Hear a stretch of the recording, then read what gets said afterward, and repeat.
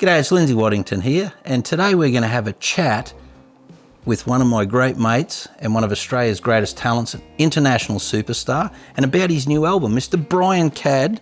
We're going to talk about Dream Train. Hello. Great to have you here, Brian. Oh, it's good to be anywhere. Mate, how good is this album? Well, modesty forbids me. Not me. Okay, I knew it wouldn't. I don't even know what it means, but I tell you what, so proud to be involved in this, mate. Thank you for giving us a shot. Oh, and having me. No. Wonderful. This was a most wonderful experience. And I didn't, at 103, I didn't think I had many left. This has been one of the highlights of my life, musically. I don't know, because I haven't been in any of your other recording experiences, but this one was seamless. It just, from the first day we got together, you've had the right songs, the right atmosphere, the right players. Absolutely. And it just all happened, didn't it? Yes, and it was cumulatively building. Like every time we came in and did something, it didn't take away from anything. It added another whole layer. So, I don't know how long it really took us to make the album, but it didn't seem all that long. But every time, Jen came down to sing, there was a lot of layers went down, and then Claire and layers and layers. But here's the weird thing, that technically it wasn't that difficult to mix, I don't think. No. It's when you consider how many tracks we had and all the stuff we did. Yep. And my theory is that, it's not a theory, it's true, is that country players particularly have an ability to play within themselves or within each other. Yeah. I come from the rock and roll world, I guess, most of it. And that's very much, counted in, and I'll see at the end. Yeah. Country people tend to listen a lot more about working together. Yeah, working together. So, one of the guitar players you wouldn't think he'd be listening to the bass line, but there might be a bit where he'll just go and double the bass line. Absolutely. That sort of thing happens in this music a lot more than in other music, I think. Now, you've always been around there and abouts and written some massive hits in the country music, but this would have to probably be the first full-on country album for BrianCadd. Oh, yeah. Yeah. That is it. And, as I say often, I wasn't actually sure that that's where we were going. Or when the record company said, time for a new album, what do you think? And I'd say, okay, I'll have a look at what I got, and I got all my little bits of paper and little recordings of and things that you do. And I put them in a kind of a metaphoric paper bag, and at the end of a couple of weeks I realised that not only did I have some, pretty good stuff going that I was really interested in recording, but that they all had this strange relationship to each other. It's almost like they sorted themselves out and went, right, this is what we're doing. They spoke to you. It was scary how it happened, because that doesn't always happen with albums, and it doesn't necessarily mean it has to, because sometimes you just put a bunch of songs together and you do the album, and overall it has a great thing about it, but they're not interspersed and they're not related to each other. But these songs, to me, seem as though one begets the next one, begets the next one, Yeah. I think, and we'll go song by song and talk about some great moments in each one, but for me, being involved in the production and the engineering with you and being right from the start to the finish with you, right to the mixing and mastering, I think the exciting part for me was nothing was rushed. No. Nobody was sitting at the clock saying, well, it has to be. I think we actually might have missed a couple of deadlines to get it right, didn't we? Oh, yeah, we kept setting them and breaking them, yeah. But that's the exciting part. Everything ended up the way you wanted and I wanted, and I think it's fantastic. And when you think about it in terms of the percentage of days and hours, the actual band track recordings were really quick. Oh, yeah. Just a few days. Yeah. And we got the bones of the album. You could play it all back and go, well, that sounds like an album, even though it still had lots of stuff on it. But I think because we had the luxury of the time, because no record company was saying it's got to be out by... Yep. So it was just us, it'll be out when we're ready. Then we had the opportunity to take some time and say, well, let's try that if it was two violins, or let's try it if we put a violin and the dobro.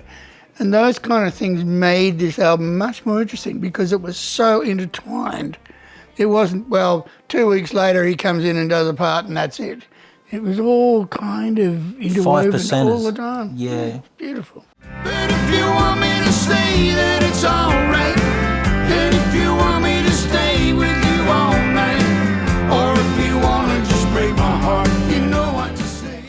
Well, let's get into it, mate. You Know What to Say, track 1 on Dream Train. Yep. Why do you reckon that song, mate, straight up first? Like, why did you say that's got to be on the album? I know, and everyone knows, that very often people will put a CD on, and if they don't get it in the first track, Yep. you know, sometimes you can't hold them any longer because they go, well, it's not what I'm interested in. So it wasn't going to be a ballad for that reason, and it wasn't going to be anything too rock and roll for that reason. Not that there's really anything to that much. And that seemed like a perfect, it's a great hooky chorus that people can just kind of without actually knowing the words. Absolutely. Trust me, the band don't know the words yet. And so it's got a lot of singing long bits.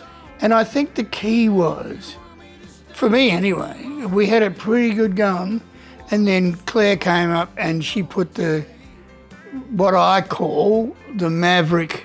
Yeah, absolutely. Squeeze box on, and then it just went to a whole other level. And the Cajun fiddles. And the Cajun fiddle. Yeah. And it did sound in that same Maverick ballpark, and they're one of my favourite acts. And I've seen them lots of times in America. They're wonderful live. Anyway, it took it to that new level. So then I had, you know, a song that was pretty catchy and it wasn't wasted in lots and lots of parts. It was a short song pretty much.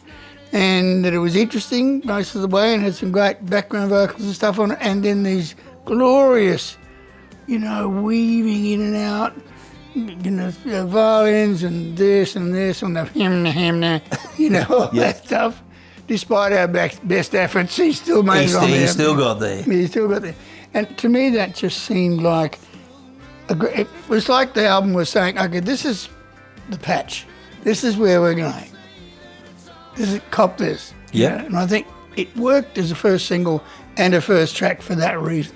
Yeah, and when you look at it too, Brian, the thing that really excites me is all Australian, all musicians here in Australia. Like, we know there's wonderful musicians all around the world, but I'm so excited that this album is world-class but homegrown. Oh, yeah. And these players they come here. They all come here, and I'm really proud of that because I think it stands up against anyone. Oh, yes. And, you know, that was one of the big impetuses for me for doing it as a country record, because I discovered the studio, and despite you being here, it was still a positive thing. But not only that, but it had this enormous cast of players, this fabulous top of the country players in this country. Absolutely. And world class. They could play anywhere in the world, and they have. And there it was, right where I lived. It was, and then I had my brown paper bag full of bits that wanted to be a country record. So it was, you know, that was the pathway. And right from the beginning, from that moment on, I thought, this is what we're going to do. Regardless of how it works out, I really want to give this a red hot go. Yep. I would probably have to say, for me, I think Claire might have taken the 5 stars for this track. I think her input took it to that. I don't know what you think. No. Everyone did a mighty job, but if you had to give someone the points for this song, I think she really starred in it. It would be. Yeah, it's just that part that really made it make it its own song. Yeah. And showed us the way. And yes, absolutely. Oh, mate. You're the one that got away.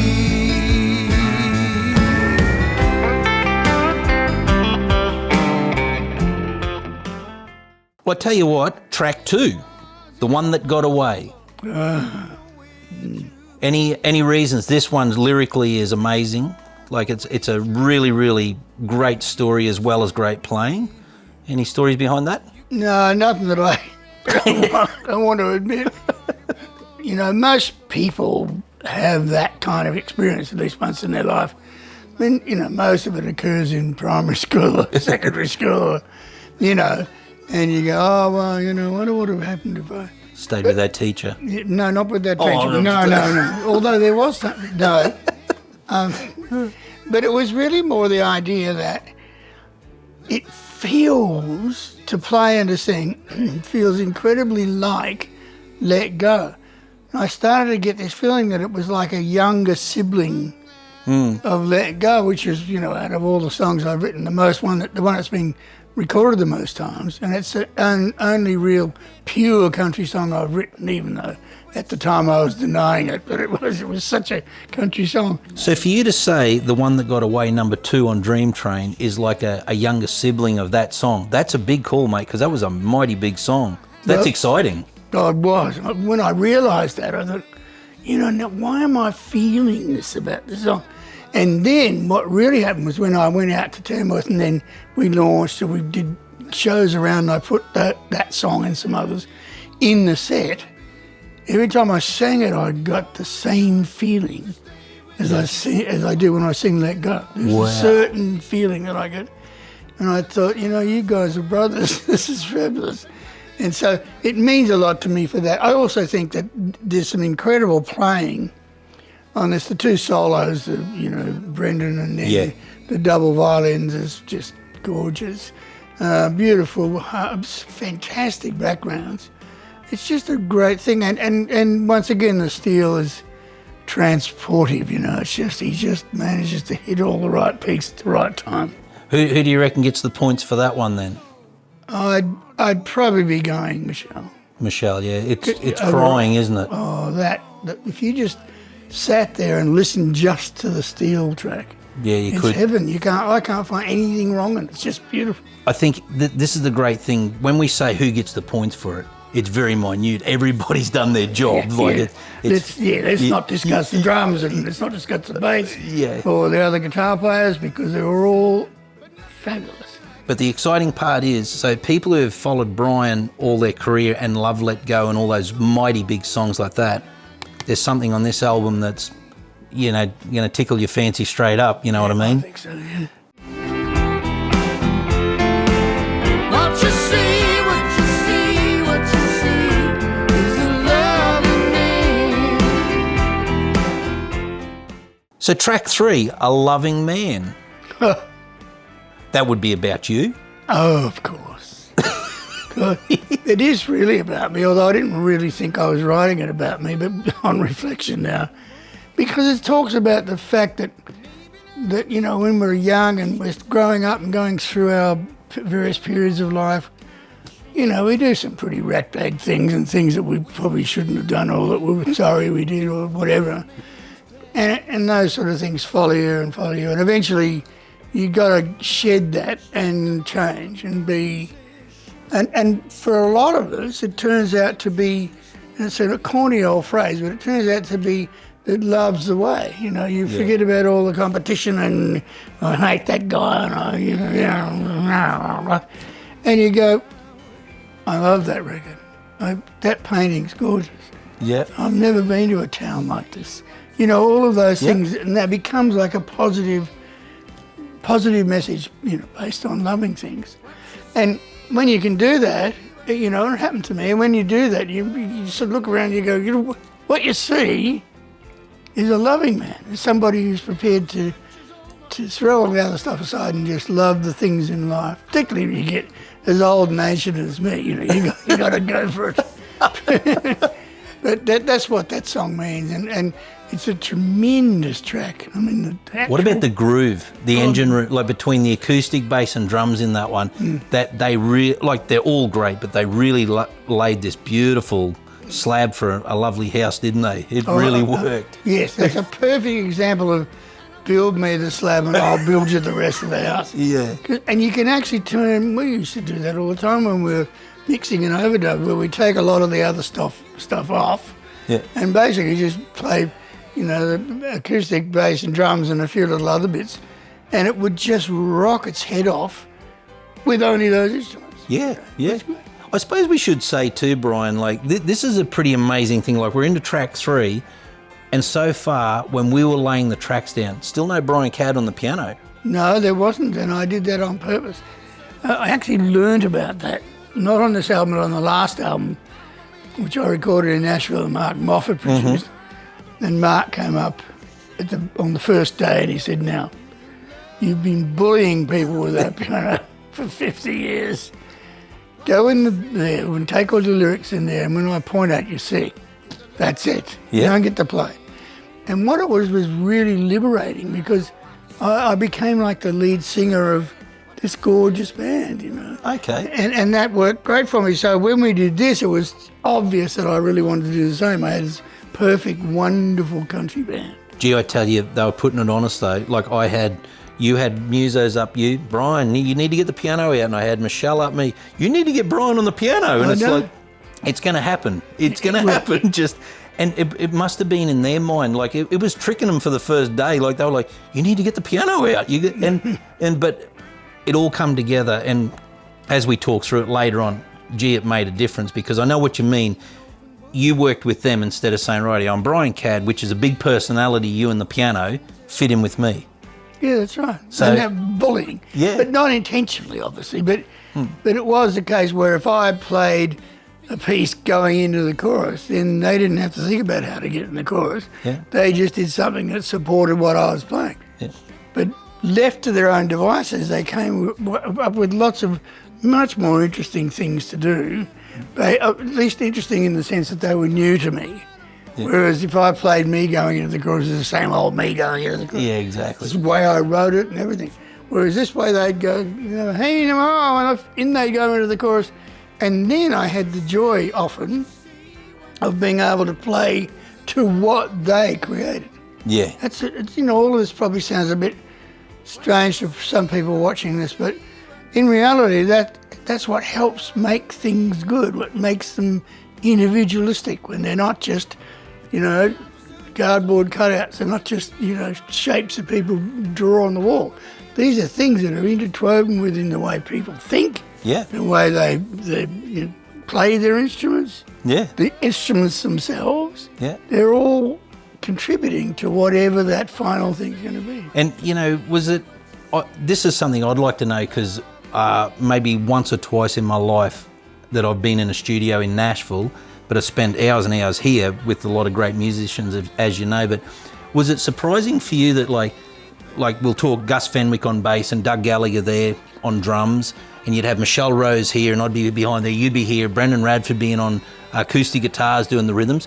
But did you notice it was like the CWA? They'd be talking gibberish, and Michelle would be saying, I need more of this, and Brendan would be like, everyone's just talking, and next minute it's like, right, let's do it, bang. They'd be straight in. Because interestingly enough, one of the most intense conversations in any given day was what they were going to order for lunch. Wouldn't matter what song we'd finished and what song we were about to play, the intense, is it a sausage roll or is it a ham salad, would take. And the chili was never hot enough for Michelle, was it? No. It's jam. Yeah, it's jam. It's just jam. And then, as you say, then we'd get all that, and they'd be all happy with that, and smiling at each other, and then all of a sudden somebody would go, okay, 2, 3, and they'd be just, Yep. That's one of the things that's fascinated me about particularly session players, because they only have that to go on. Like live players have, you know, audience response and the liveness of the stage and the vicinity and everything is loud and great and things. In a studio, it's just you really and the other people are coming through your headphones. And the sense of focus that I got out of these guys was just next to none. One thing I found on the project, which I find that's why I love these guys, I rate them as good as I've seen or worked with. And the reason being too, Brian, is like, they don't want to let you down, but they don't want to let each other down. Michelle doesn't want to pay disrespect to Brendan or to Pete Robinson or Claire or myself or you by playing a dodgy lick or something. You know what I mean? And Gus doesn't want to play the wrong pattern and show Doug up, and Brendan doesn't want to be doing bass runs when the bass is. That's what I love about them. It's like a brotherhood, sisterhood. You know, everybody's in it together and doing it for the right reasons, not for selfish reasons. And I think it's also about the familial, you know, the family thing. Yeah, it about is. them having played together so long, as they read each other's minds, and as soon as they go, he goes like this. Follow. And the other guys will go, well, that means we'll go, and you know, and you can hear it all the way through all the records, all the way through all the tracks. You would hear it, particularly when we were actually recording them, where they would drag each other and show each other the way. And, like family phrases. Now we're going. Yeah. Stunning. Now, if we had to for me, I don't know what you think, but I reckon the engine room, like Breno and Gus and Doug for that one, they just laid down this beautiful foundation. Like, I know you'd normally pick lead instruments to be the stars in it, but I don't know, every time I hear it, it's like, it's in, like it's just in the pocket, isn't that song? You know, it's just, I'd have to give them the points for that song. I would, except that I would give 1 point I'd give 1 point to Jen for the amazing oohs and ahs. And, absolutely. Particularly in the bridges and stuff, where there's just, and it sounds like the Tina Turner Orchestra. You know? I've got to say with Jen, she is an amazing talent. Jen Myers, that is. Jen does a lot of work here, and she's a part of our music list. But you know how you get family BVs and vocals? Man, you two nearly could be related. Like, they just fit like a glove. Oh yeah, she's amazing to sing with. Yeah. And she's got fabulous ears. Like, she follows you the whole time. Yeah. And you can't, and I tried a few times to lead her a bit astray. Yeah. I never lost her once. She was right there. Yep. Wherever you went, you know. And wasn't it a great thing when we, like, this might be interesting for some gear nuts and people getting in behind the scene. We'll let a secret out here. When we did the BVs on some of these songs, remember we got Jen to do them in there, Brendan to do them in there, then we put them in the big room away from the microphone and used that as the reverb. It was a natural like the old days, Yeah. instead of all in the box and gee, it worked a treat. It was almost way back to the early, you know, Righteous Brothers and, you know, those kind of records where they used to take the vocals and put them down the lift shaft. Yep. Into the bottom of an elevator shaft. Yep. And they would record what happened to them, which meant that they were drowned in echo. Yep. Because it was blah, blah, blah, blah, blah. But then when they brought that back and mixed it a little bit with the main vocal, that gave it that enormous That was the effect. Yeah. And I think we got that, you're right, we got that quite a number of times, just made the strengths of the things without putting an electronic effect on it. It was really just nature. Get up, move microphones, use the rooms. Yeah, that's nature what I love. taking its course. Don't want to hear you're not all mine. 'Cause loving you is all I need to know. So we're talking about Dream Train, BrianCadd's album. It is a belter, and yeah, I might be a little bit modest, but don't know, I'll get over it. We're up to track 4. Haven't seen it yet. All I Need to Know, track 4. Yes. Now, this is a song that I wrote a year or so, a few years ago, not that long ago, in Nashville with a guy called Zach Turner, who was an amazing singer and a fabulous songwriter. And it was just such a lovely idea for a song, albeit quite sad. The concept, obviously, being that he knew that there was a whole other curriculum with this gal, with you know, married and thing and all that stuff. But he was so in love with her that it was like, it wasn't exact, but the person in the song was so, might have been, was so in love with it, he was prepared to accept. You know, and that was prepared to accept how hard it was, and off she'd go home and all that sort of stuff. Just couldn't let it go. And he couldn't let her go. And I don't know about you, you probably have too, but I've witnessed that so many times in people where you just feel, in fact, let me tell you that in a way, Let Go is that story. Oh, wow. It's a bit like, because that was a real life story of someone I watched. Every 20 minutes, this girl would give him a dreadful time on the phone or walk in and say to me. And he just could not bring himself. You know, he put up with it. You know, he was a great friend, and I didn't want to go, what you should do. But I felt like it. So I wrote the song instead of telling him that. And that's one of the reasons why I love what we did in this song, is that it's, in a way, it's kind of a... It's Same kind sort of of a thing. similar sort of feel, yeah. What's some of the things that every time you listen to it, like musically, that sort of gets you, Brian? Like instrumentation or in that one? Well, obviously the steel once again plays a major part of it. Guitars are beautiful. It's one of the ones that's got seemingly ordinary-ish sounds, playing what you think are ordinary-ish, parts. And then when you just go down and really listen to them, like when we were mixing them, we'd often isolate them. So with him, there'd be such little intricate picking bits and little slidey bits. And have you know? And that's an interesting thing you say that. I love that about when you're working in the studio with great songs. They sound simple, those parts, but if you go out on the road and play it and your band doesn't know those parts, you're like, something's missing. Yeah. They sort of they are the song as well as the lyrics and that. Here's a great example. I don't know how many people who are, audience have listened to Jerry Rafferty's Stuck in the Middle. Yep. Now, what it seems like is it's just a little trucking along kind of track, and the vocal's quite dominant, and it's such a clever lyric, and you get swept away by that. And I heard it the other day, and I sort of got lost in the background, what was going on, and there's so many gorgeous little slide parts and little picky bits, and the bass line is amazing. It's just a wonderful track. Even if it was an instrumental, it would be a wonderful track. Yep. But none of them are roaring No. thingos. They're just these beautiful little things that intertwine all the way through. And I think that track on our album is a good indication of that. Yeah, I loved how it sets up like the baritone trems against the beautiful high pedal steels, and you've got the gorgeous sort of mids on the fiddles. And I've got to say, everyone's done a mighty job. But once again, Brendan Radford, we haven't spoken much about him. What a rhythm player. Fingerpick acoustic player. He's a monster, isn't he? Yeah, and you could give him a ticket on every one of them. Yeah. Because, he drove so much of the band track, taking a lot of the parts that would normally perhaps be piano parts or, or electric rock parts. Yep. And he'd be down there thinking and thunking and cringing and crunging. And they just... Quite achiever. Yeah, it just seems such an integral part of them now.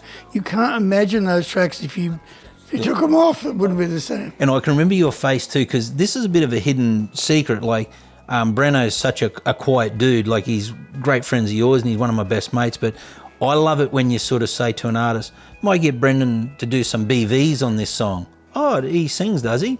Yeah, I didn't know. That was a great thing when I saw your face. You're like, what?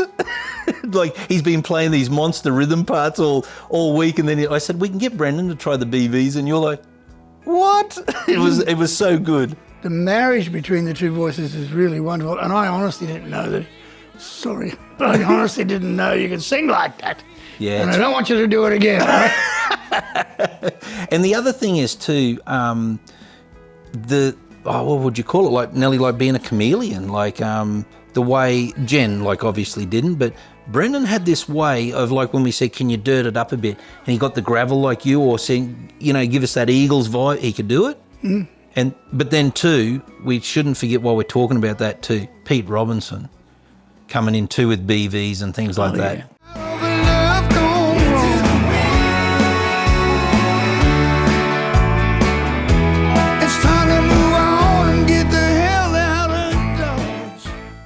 But let's get to hell out of Dodge talking about the boys' BVs. What a job that was. That was fabulous. I was even confused. We had vocals coming out of our wazoo. Oh, that's right. Remember, we kept trying to double them, but it was different. They were on the wrong tracks, and they were on the. It was hilarious. It took us a whole afternoon to get that sort of, but it was beautiful. And that was Brendan and Peter Robinson. Yeah. And the two eagles, the eaglets. Eaglets. I like that. Yeah. And their voices were such a blend that in the chorus to Hell Out of Dodge, the opening line of each chorus is just the two of them that sounds like all the Eagles. It's a beautiful sound. They're so talented. We're going to have to pay them, next time. We will. Third album. Third album. We'll give you some free copies. Yeah, we'll get one more out.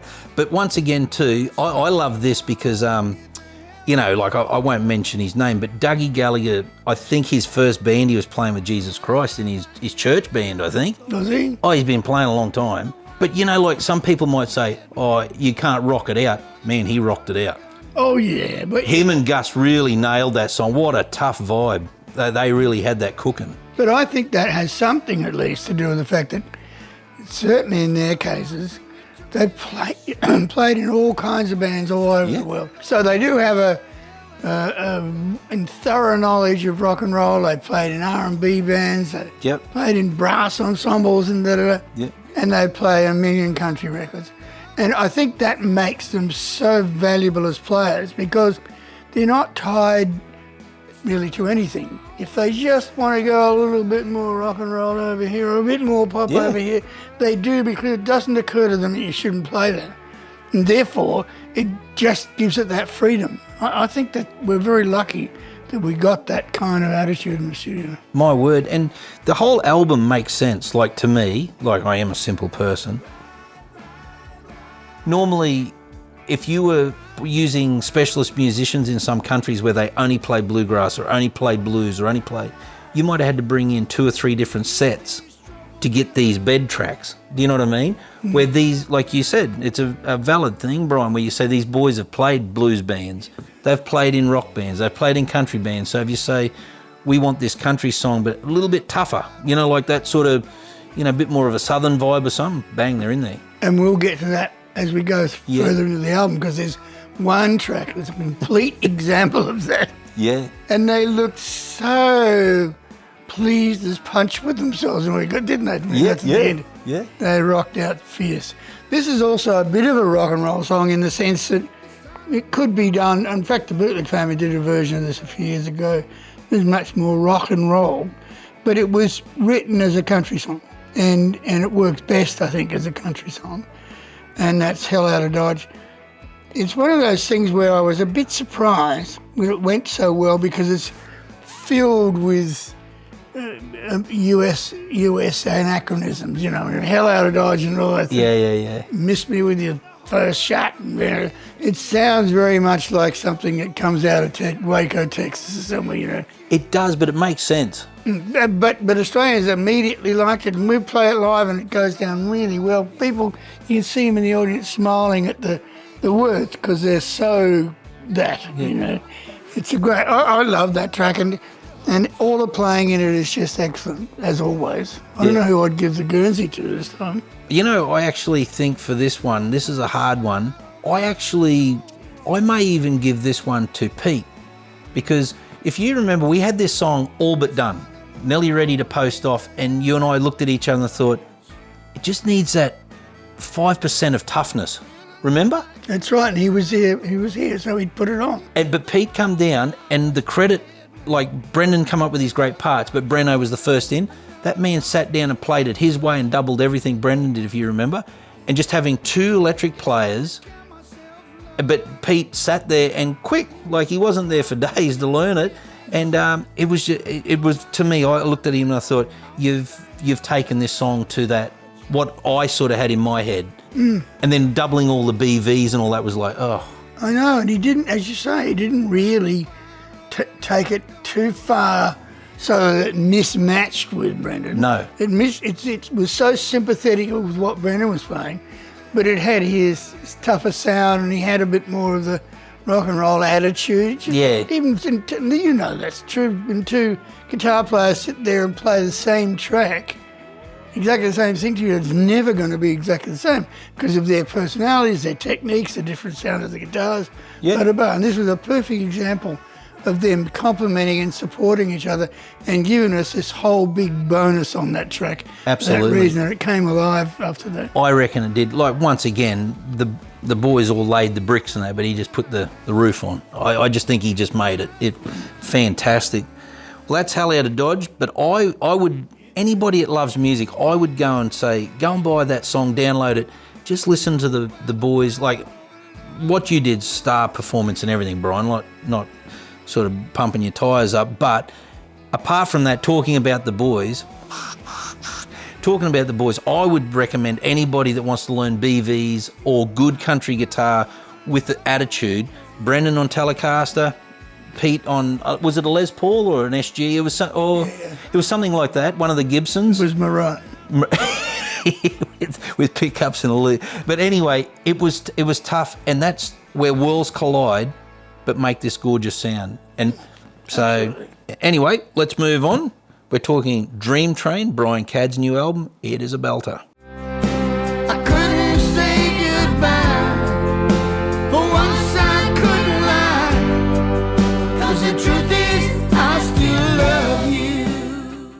Number 6, The Truth Is. Very interested in this. The Truth Is was written a little while ago in Nashville with 2 other guys.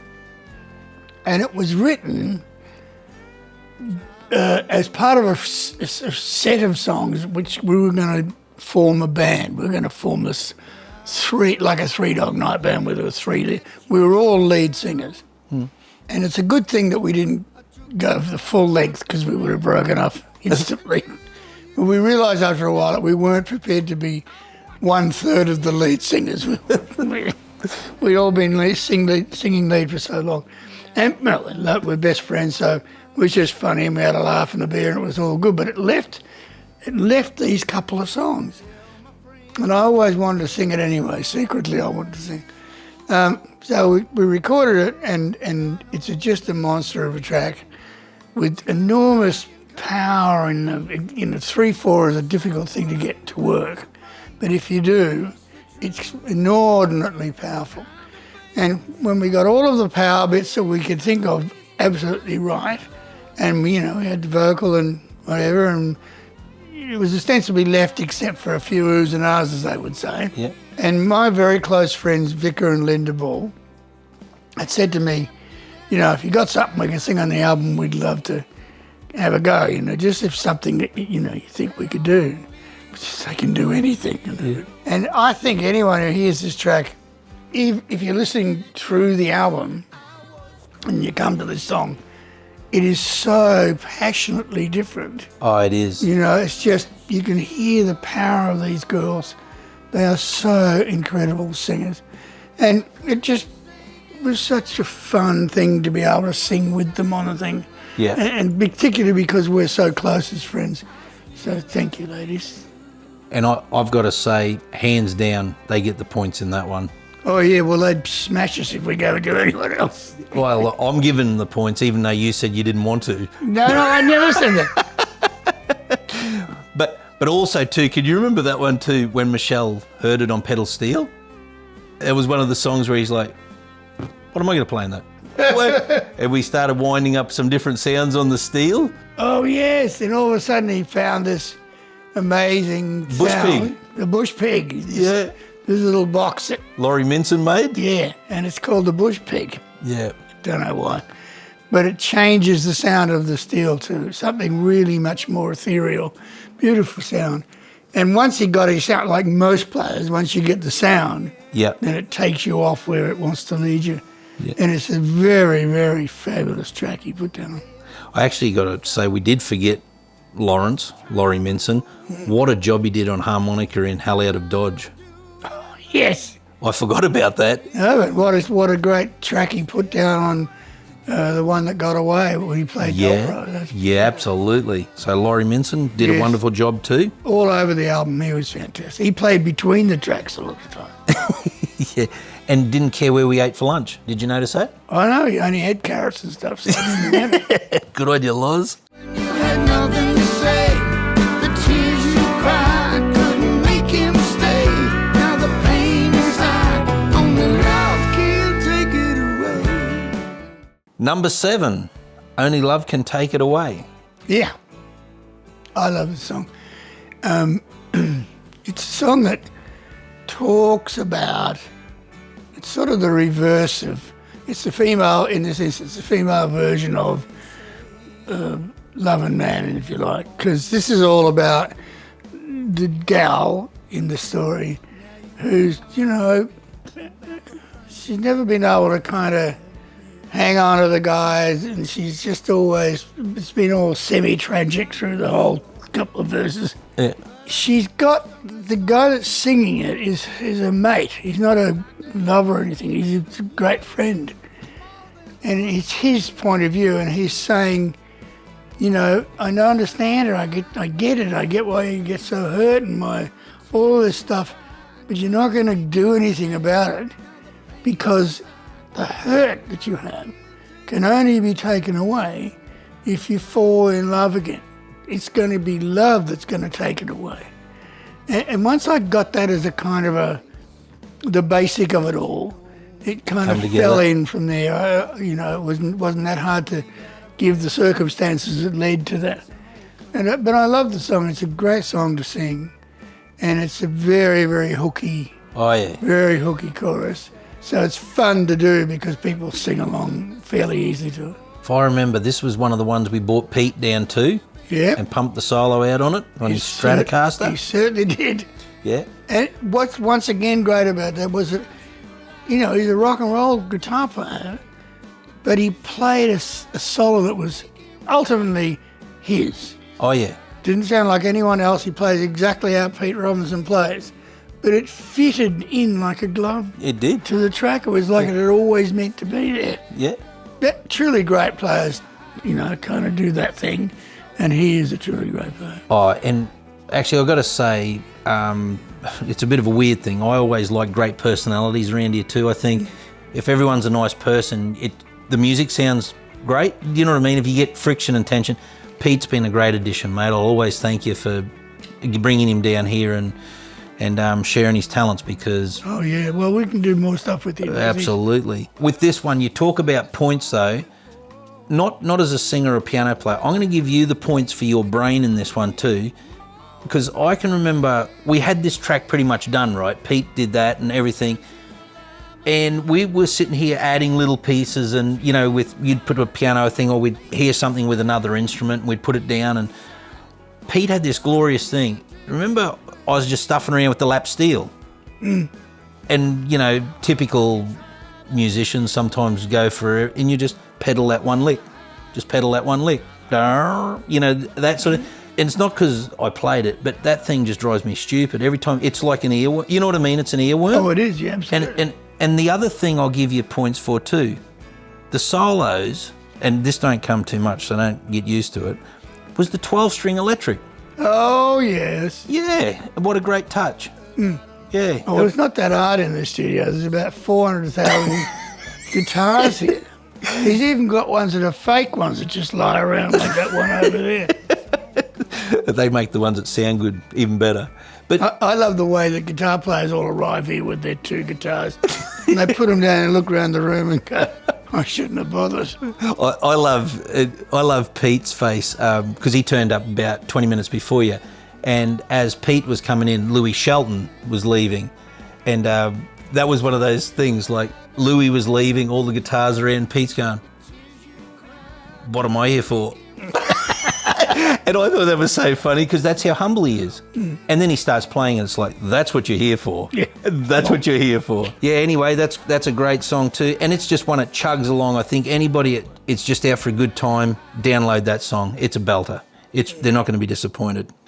The world biggest secret, we can hide it so well. Only we know, and we'll never tell. Number 8, Only We Know. This is a song that I have a lot of respect and love for R&B songs, particularly the ones, the Sam and Daves and the Otis Reddings and all those kind of songs, all those kind of artists. There's a whole bunch of records during that period that were just stunning, and they were also available, in a sense, for all kinds of singers to sing, So Tom Jones would do one, and then Peter Noon would do one, and it wasn't like they had to be all from Detroit. Yeah. And this song was written with that in mind, as a medium tempo R&B song. And I always envisaged this should have been recorded at Muscle Shoals with Duck Dunn and all those guys, and it should have used the Memphis horns and woo and all that stuff. Anyway, it made it into my brown paper bag, so to speak. And when it got in there, it must have been other stuff rubbed off on it, because when I played it as in context of being on the album, it sounded like a country song to me. It's got a little feel to it. It's a bit of an R&B feel. But this band just took it and went with it, and it's beautifully in the groove. It's one of my favourite tracks on the album because I've gotten used to it being just that little bit different, a little bit groovy. Yeah. It's great fun. And, it could have went anywhere with the drum pickup.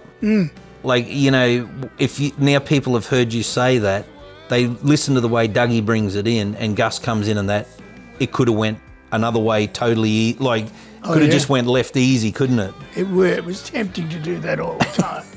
And if there had been one brass player, even just outside in the street, it would have gone. Unfortunately, we banned them and they weren't allowed. Well, who do you reckon's going to pick up the points for that one? Once again, I'd have to give it to Gus and Doug, I think. It's the groove. It's a groove that makes the record breathe. Absolutely.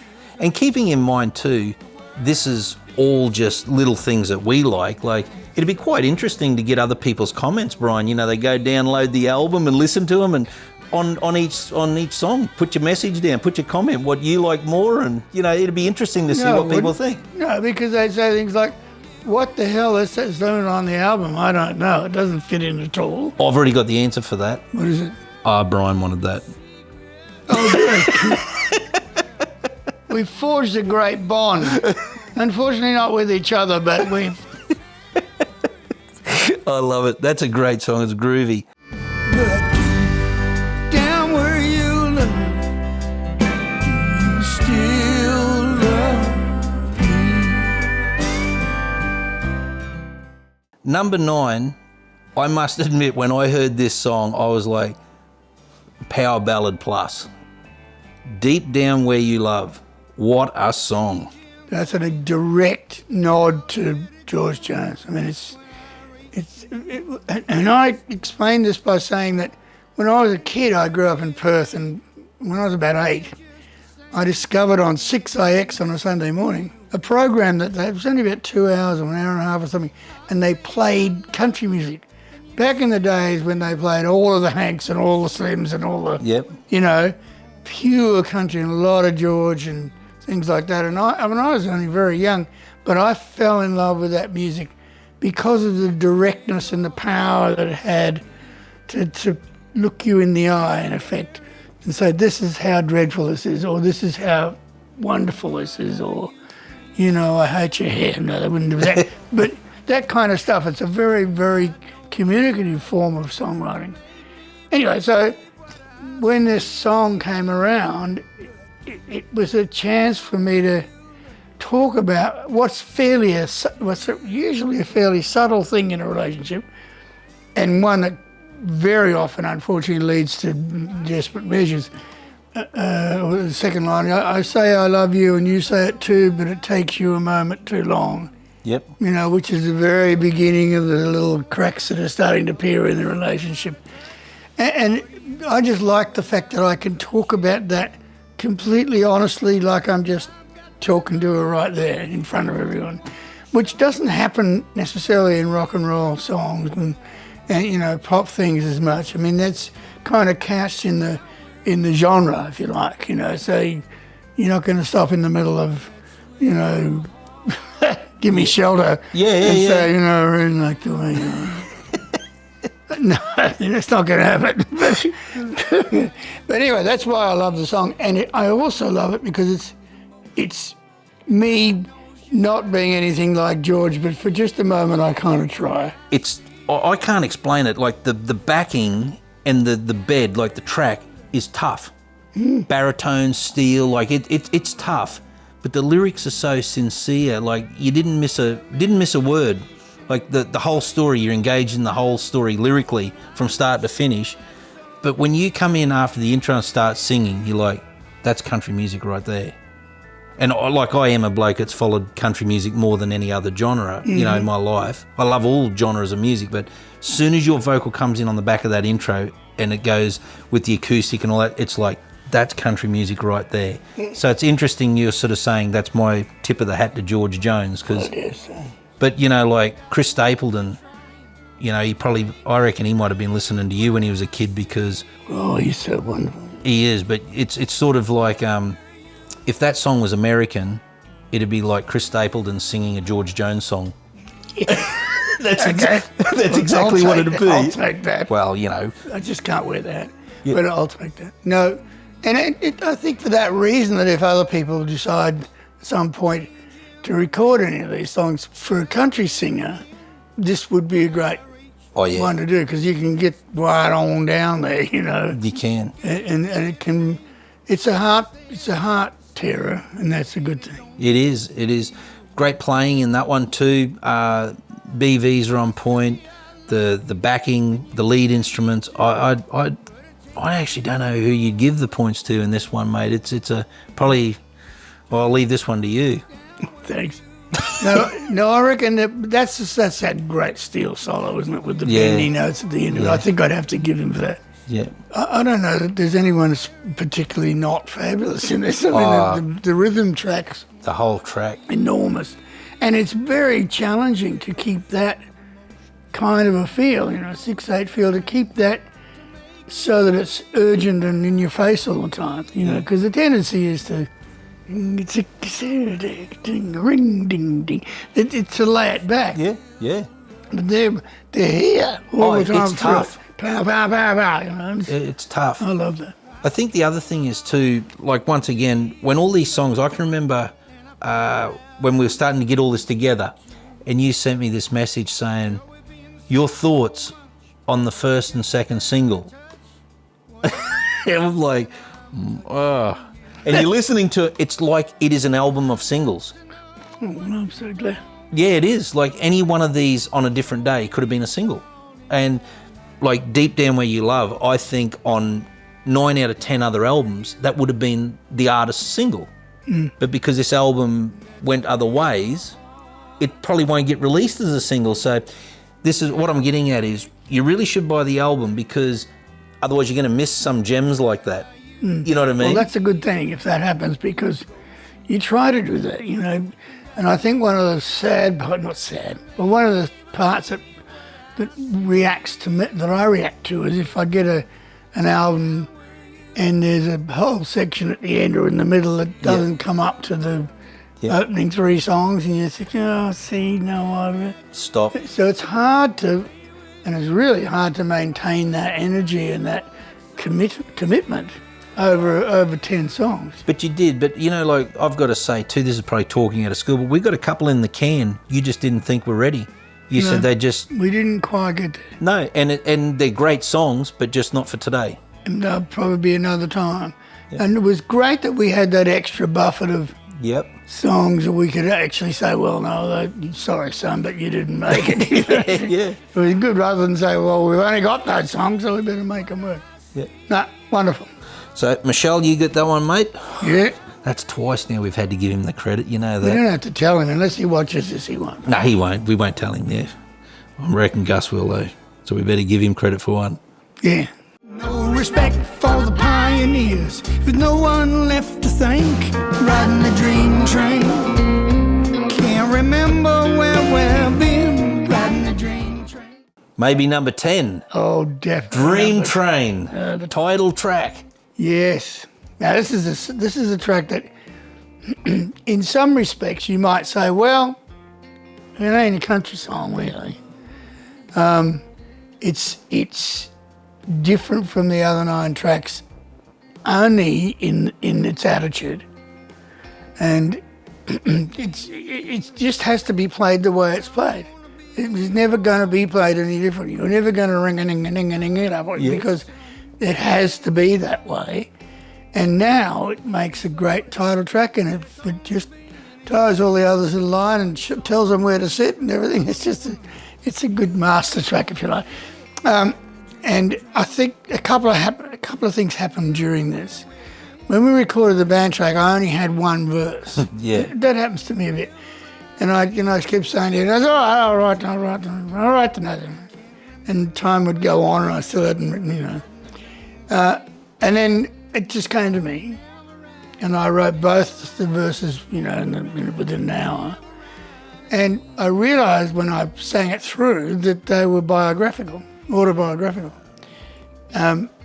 And so that made it very much more important to me because I don't ever do that. I don't write about me.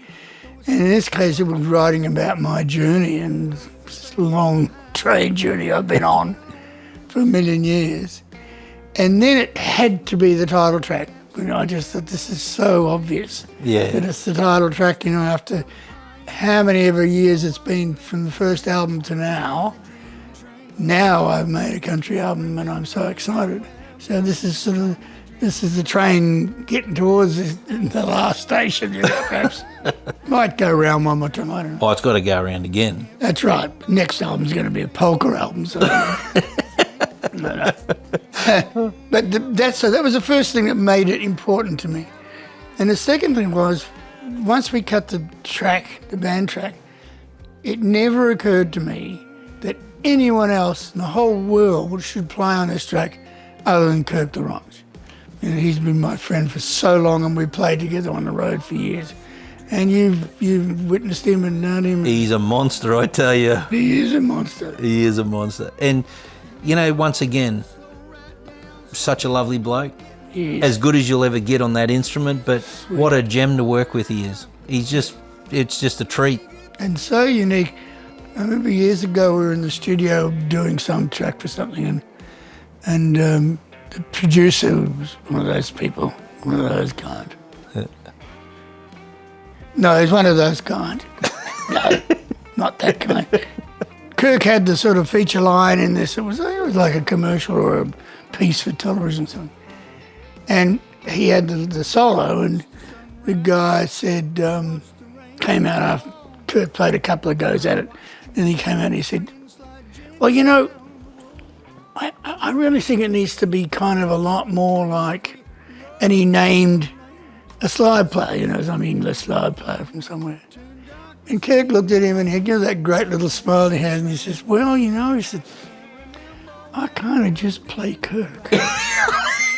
And the guy didn't have a clue what to say. Whoops. And it turned out he played some amazing piece and it was very successful. But, you know, I've always remembered that. And for that reason, I've only put him into things that I just know suit him perfectly. And that was, if ever there was going to be a song that suited him perfectly. That song, Dream Train, which is the title track of BrianCadd's new album, wasn't it amazing though? Like, some of the pedal steel work we canned, like we ditched out to fit Kirk in, it was like sublime. It was like you didn't just put this in just to put Kirk in the song. No. It made it go to another place because what was there was world class. Oh, yeah.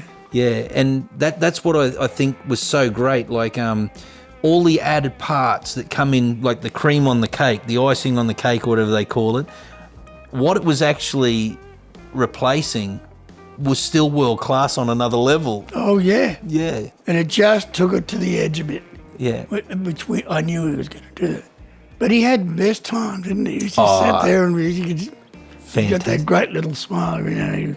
And I think the other thing, once again, for gear nuts and that, check him out, Kirk LaRange, and a lot of these players.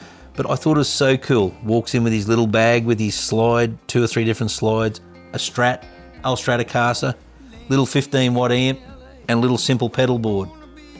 No, like, gear for days and all that. It's just all in the fingers, all in the, you know, it's all in him. Oh, yeah. And it's just, it was just such a treat to watch it just unfold in front of your eyes. You know, and sometimes you say, well, you know, it's a bit like Lowell George. And then you think, no, it's not.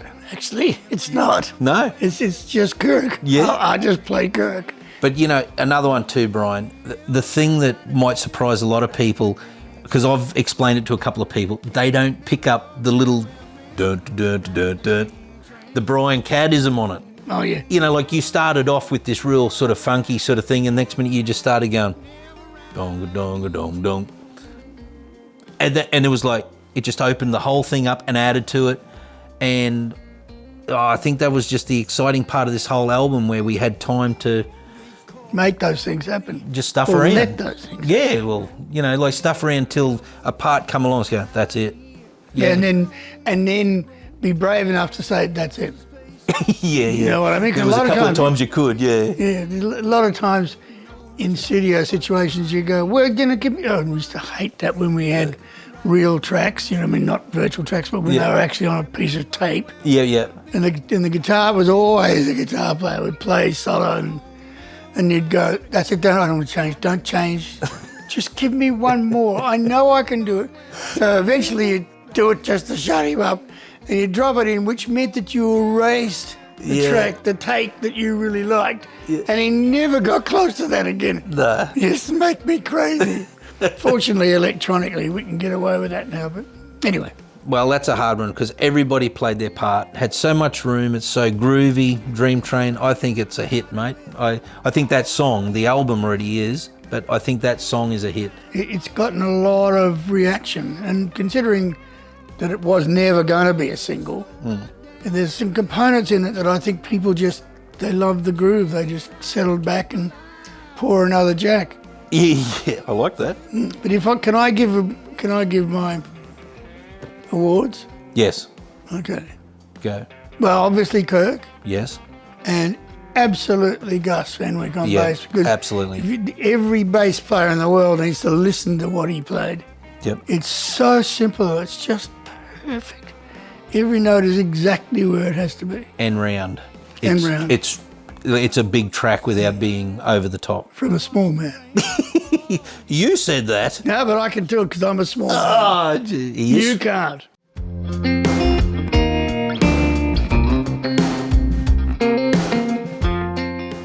And well, we've got to the end of it, Brian. So, the exciting part is it's a wonderful album, but we had Dougie Gallagher on drums and percussion. We had Laurie Minson on dobro and harp. And I've got to tell you something too. There was one song.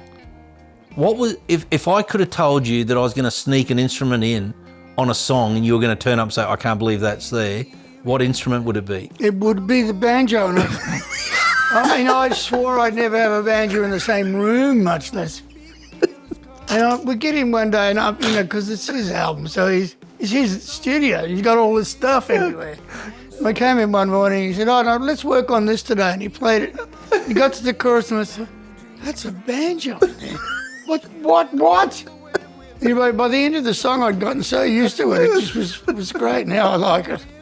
You can't do it again, but I really like it. You can't do it again. I like it. So we had Laurie Minson, and we had Brendan Radford. BVs, guitars for days. Pete Robinson, BVs and guitars for days. Kirk Laronge, slide extraordinaire. Vicar and Linda, BVs. For days. Well, not for days, just for one song, but gorgeous. Mate, big. Jen Mize. She really lifted some weight on that album. She sure did. I don't know the album would be exactly where it is without her. If we had to do that with three chicks or two female singers finding parts for them, but we never had to do that. She would put a part down, and then while we were listening to that, she'd be in the room going, finding the part above it. Yep. So she was her own vocal group. Yeah, absolutely. Gus Fenwick on bass, we've crossed that path. Yeah. Now, Gus has been with you off and on for a long time, hasn't he, Brian? Since the early 70s. He was the original, he was for most of it the bass player for the Bootleg Family. So he would have started when he was about 35 with you? Oh, I don't know whether he's that old. But I was only 18, so I don't know what old he was. And one bloke we have missed, and his part was still a brilliant part and it made the song, we forgot him, was Jamie Rigg. That's right, yeah, the beautiful organ. And he did a wonderful job on that, and he's a great bloke, a monster player too. Yeah, and I was so glad he got to be on the album because he's just been such a supporter for so long, and he kept saying, you need to make a country album, you need to record those songs. So I shut him up and put him on there. It was great. And we had Michelle Rose, pedal steel extraordinaire, and chili expert. Oh, everything expert. But he's our friend, isn't he? Oh, he's wonderful. He's absolutely fabulous. And it's such an experience every time I play with him, whether it be live or whether it be in a studio. He's so unique. He's not like any other human being in the world. And he's the best steel player here by far. Yep. And I don't mean any disrespect for any other steel players, but he's a monster. He is, yeah. I just can't tell him because he agrees with me. Because he agrees with you. I love it. And Claire Amara, what a wonderful job. My princess, and I've been playing with her for years and years and years. Really, probably since mid-90s, mid-90s probably. She's an extraordinary player, extraordinary human being, and we're just bestest. And she brings so much to everything she does. She does in the studio and particularly live when we play live. She's just this little block of fiery energy on the end of the stage. She's a good scouter. Setting right? everything on fire, yes. I don't think we've missed anyone as far as musicians. Like you and I did a few things on there, didn't we? You only did all the main vocals and piano, A couple of piano organs. bits. Well, you did all the banjo parts. And one other bloke we missed too, and it was a real treat to get this album here, get it mixed and pushed everything around, panned everything. But then Matthew Gray mastering, to go and spend a couple of days with him in his treated room and sit in on the mastering. And it was just a few little nips and tucks up there, and But they were the right nips and the right tucks. they were They were. It's just such a funny room though, because it's completely airtight. dead. Yeah. There's no echo of any. There's nothing. No. So it's a bit like that. It's actually, if you're claustrophobic, I don't know whether you could go in there. Oh no, I am claustrophobic, and no. Oh, Really? Yeah, it gave me a screaming heebie-jeebies for the first hour. I wish I knew that. Yeah, but you did. And so, Matt, and then I suppose you should also mention too, it coming out on Ambition. Yeah, with the incredible Robert Rigby in charge. Yep. And we've had some great help along the way, promotion people and, PR guys and stuff. And so far, so good. Now, also want to look at this too. I don't know whether you can see over there, Maddie, can you? Great picture there of Brian himself. But this here, mate, look at the artwork. Look at the artwork. It's very special. Who did that? That's a young lady in Melbourne who's a photographer, actually. And she did that black and white and a whole lot of other press stuff. And then when she found out, when I told her what the album was, what it was going to be called, she generated that by herself. She just sent that down and said, if you like, maybe have a look at that. That's sensational. And it's one-off, isn't it? It's just absolutely, oh my gosh.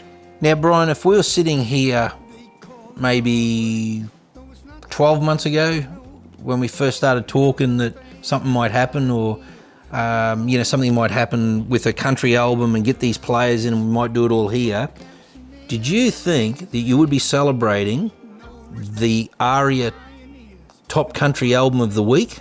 No, I didn't think, absolutely not. I mean, I was surprised we were recording it, and then I was surprised it was finished, and then I was surprised it was released.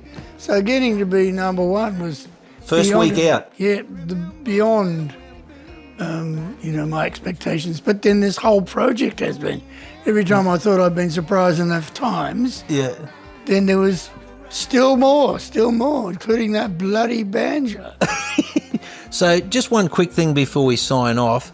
Apart from all the things we've talked about, what was probably the greatest experience recording here and working here? And like, what would be, is there anything highlight? special? Like, Well, there was one very special moment, and it was a chicken jalapeno sandwich that took our heads off. that actually was a funny day. I know it was. No, I stopped breathing for about 10 minutes. And I can eat hot food, but that was silly beyond hot. I got to tell you, it was that hot. We got this salad wrap thing. That should have said it all there. And we got the hottest chili, like the number, whatever they call it. It was that hot. I had to run and get us apple pies. Remember, we just stuck our face in it? Yeah, we just crammed ourselves with ice cream. It was the only way we could live. And that's now in the ambulance book of under jalapenos. You'll find ice cream is secure. Oh, it's funny times. Well, I got to say, Brian, it's been one of the highlights in my musical career. Actually, our life, mate. We love having you part of our family. Good. In the recording as well, your music has always been sensational. And I'm so happy that you've been happy because I'd love to do it again one day. We'll do it again all the time. Only we've got to do less. We've got to do less sweeties during the break. Because this family, and they put all these jars of little gummy bears and things and stuff all over the place. And I can only eat 500. I can't eat one. So anyway, it was great. Dream Train, BrianCadd, latest album. Aria #1 country album of the week it was. It's achieving so many great things. Jump on it, download it, listen to it. I recommend the whole album because there's some treats in there you will miss if you only listen to singles. Buy the album, listen to the whole thing. What a journey. BrianCadd.